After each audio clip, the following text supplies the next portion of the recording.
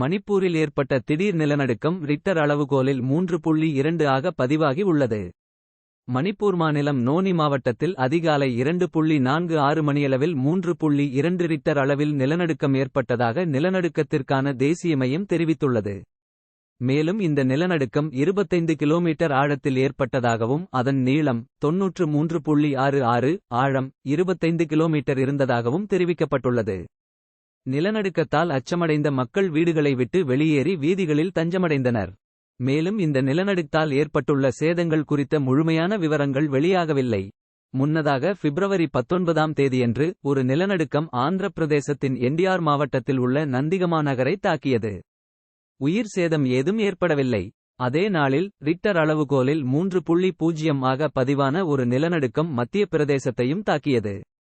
தேசிய நில அதிர்வு மையத்தின்படி பூகம்பம் இந்தூருக்கு தென்மேற்கே 151 கிலோமீட்டர் தொலைவில் மதியம் 1 மணியளவில் தார் பகுதியை தாக்கி இருந்தது குறிப்பிடத்தக்கது.